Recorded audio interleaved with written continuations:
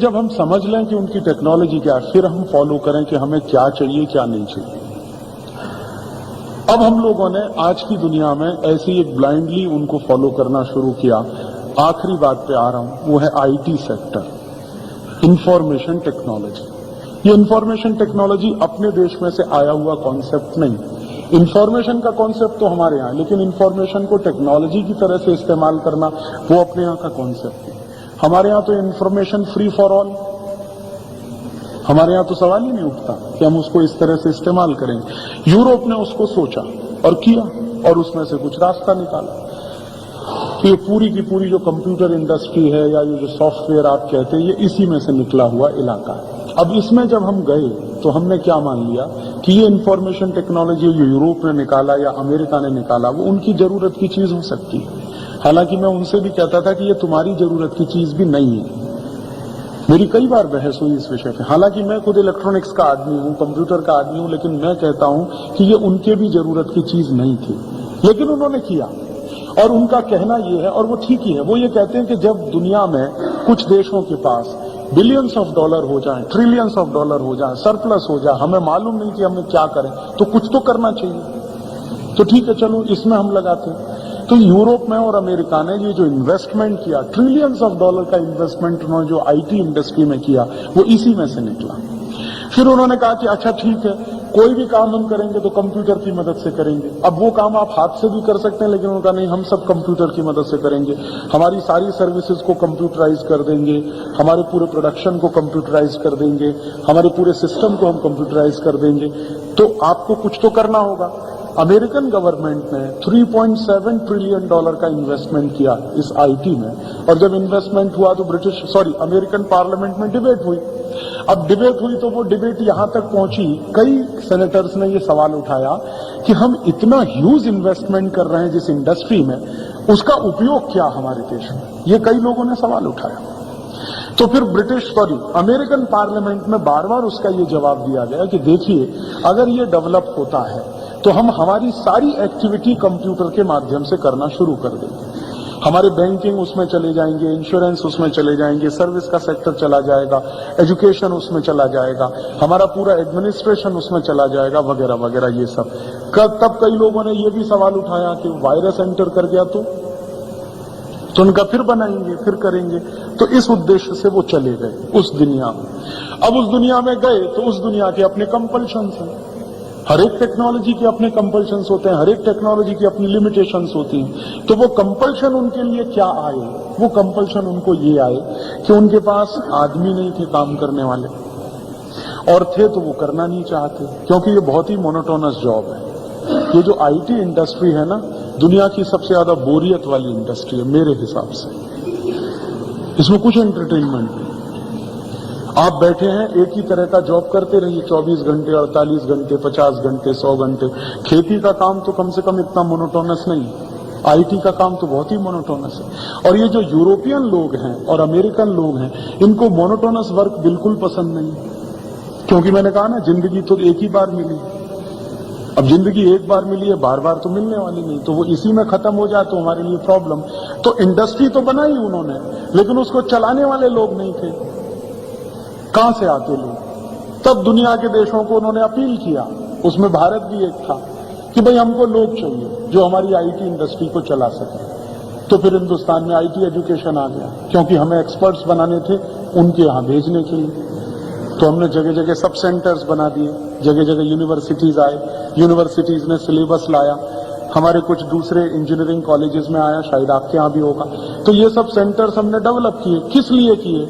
हमारी कोई domestic demand नहीं थी, अमेरिकन डिमांड को फुलफिल करने की, और वही हम कर रहे हैं। उसके लिए कुछ कंपनियां बनी, इन्फोसिस आया, सत्यम आया, ये आया, वो आया, वो चाहे नारायण मूर्ति का हो या किसी का भी हो। ये सारी कंपनियों ने फिर क्या करना शुरू किया? बॉडी शॉपिंग, और हमने उसी को बड़ी टेक्नोलॉजी माना। अब ये बॉडी शॉपिंग तो कोई टेक्नोलॉजी नहीं हुआ करती।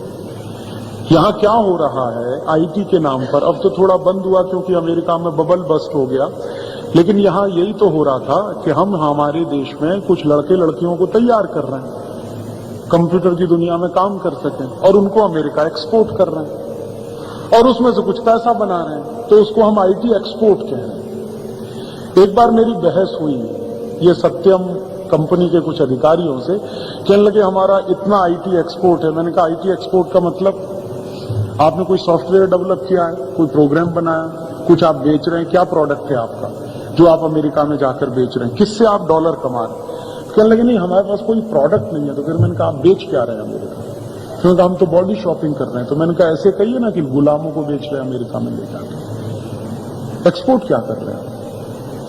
और आप जानते हैं कि ये अगर आईटी में हमें मास्टर भी होना होता, या हम कभी कल्पना करते, आप में से थोड़े लोग भी जो कंप्यूटर की समझ रखते हैं, वो सॉफ्टवेयर में मास्टरी नहीं होती, कभी हार्डवेयर में होती।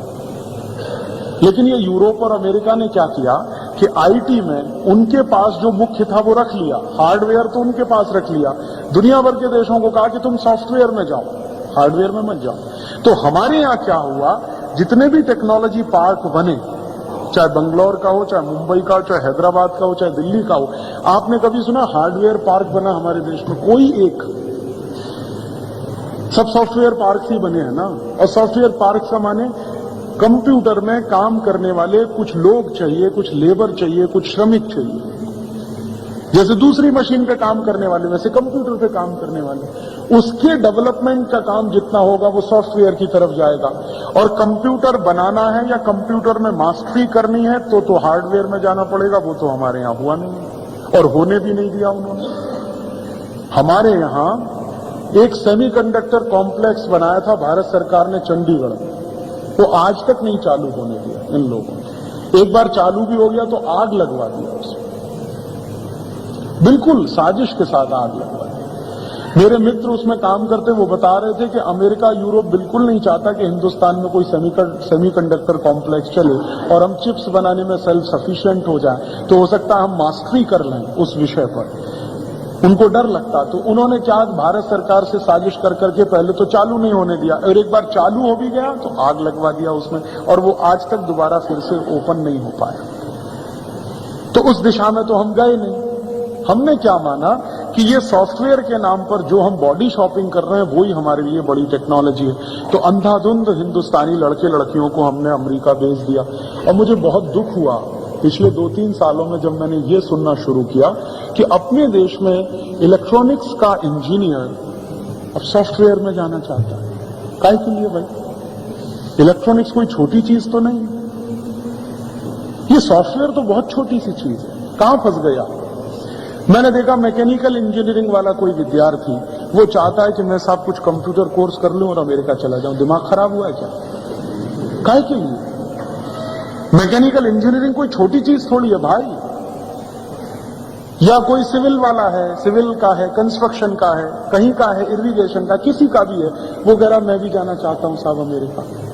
तो ये जो अमेरिका जाने की हमारे दिमाग में भूत सवार हो गया, उसमें हमने क्या किया कि जो ज्ञान हमें हासिल हुआ था 4 साल का अध्ययन करके या 5 साल का अध्ययन करके, बीई किया या बीटेक किया या जो भी किया, उस अध्ययन को तो हमने कूड़ा करके रख दिया। और 6 महीने में 8 महीने में जो हमने अध्ययन हासिल किया उसको हमने सुप्रीम मानकर लाइन लगाना शुरू कर दिया कि चलो अमेरिका, चलो अमेरिका, चलो। तो चले गए। ऐसे ऐसे लोग अमेरिका चले गए जो बहुत अच्छे साइंटिस्ट हो सकते थे। मैंने तो ये बीमारी आईआईटी में देखी। लास्ट ईयर मैं उनके फंक्शन में गया जहां से मैं निकला, कानपुर आईआईटी से। उन्होंने लास्ट ईयर मुझे बुलाया कि आओ तो सही, देखो अपना घर कैसा। तो मैं गया, तो ऐसी बीमारी है वहां भी।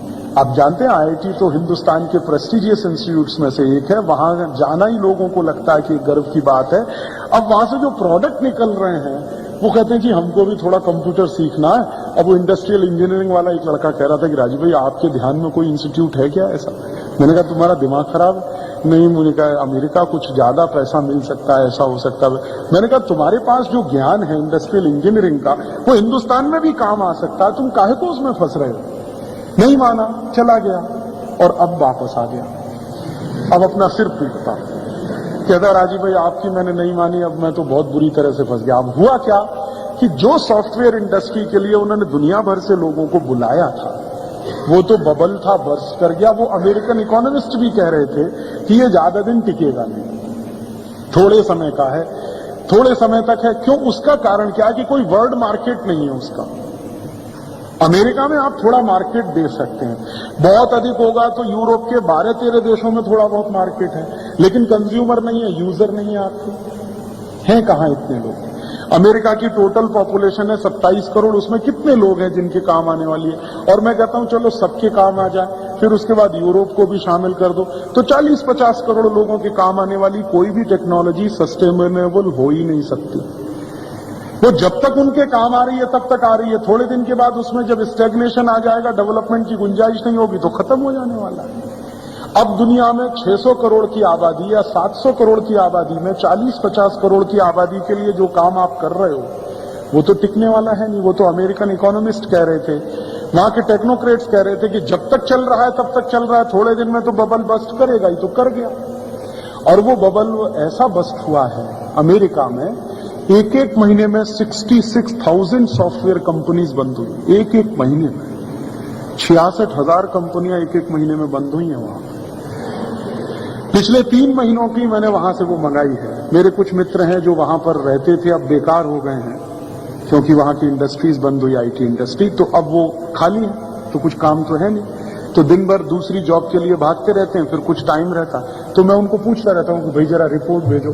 तो पिछले 3 महीने में अगस्त से लेकर अगस्त, सितंबर, अक्टूबर, ये 3 महीने में अमेरिका में 1.22 लाख इंडस्ट्रीज छोटी बड़ी सब मिला के आईटी सेक्टर में बंद हो गई, छोटी बड़ी सब मिला के। और ये जो बड़ी इंडस्ट्रीज है ना, माइक्रोसॉफ्ट और ये पेंटाफोर और ये सब वगैरह वगैरह, इनकी हालत ये है कि ये अपने एग्जिस्टेंस को बचाए रखने के लिए क्या क्या नहीं कर रहे हैं वो आप कल्पना के बाहर।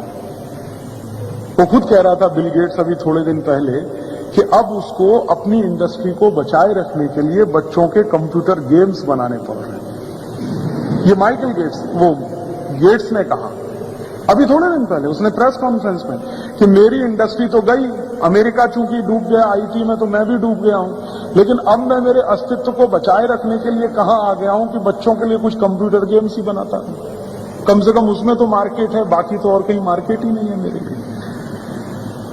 तो अच्छा, अब वहां ऐसी हालत है, मार्केट नहीं है अमेरिका और यूरोप में, तो आप हिंदुस्तान के बारे में सोचो, यहां कितना मार्केट है?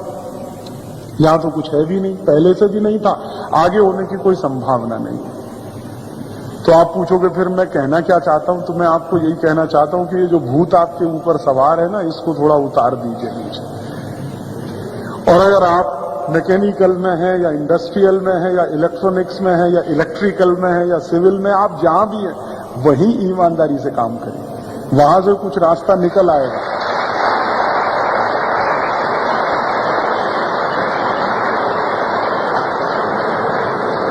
और कम से कम इतनी बात मैं आपको गारंटी से कह के जाना चाहता हूं एज ए इंजीनियर कि मैकेनिकल का दुनिया में कभी भी डिमांड खत्म नहीं होने वाली। और मैकेनिकल वालों ने ताली बजा दी शायद।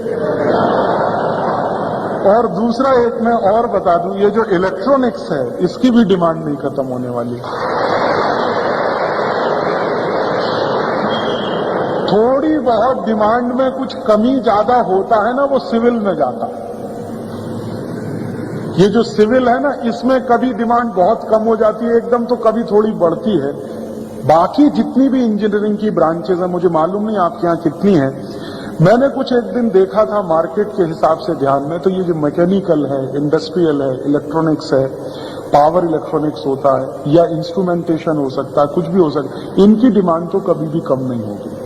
इनकी डिमांड तो कमोबेश थोड़ी बहुत तो हमेशा ही रहने वाली है। हिंदुस्तान ही नहीं, हमारे आजू बाजू के देशों में भी, वो श्रीलंका हो, चाहे पाकिस्तान हो, चाहे मलेशिया हो, चाहे इंडोनेशिया हो। लेकिन ये आईटी में तो कुछ नहीं है, आप जान लो, इसका भविष्य तो बिल्कुल अंधकार में है।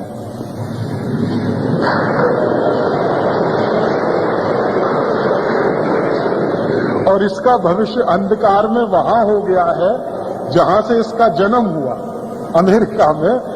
तो दुनिया के देशों की तो आप सोच नहीं सकते। इसलिए ये आईटी के भूत में से निकल आइए आप, और ये फालतू का काम जो आपने शुरू किया है इसको थोड़ा बंद करिए। और कुछ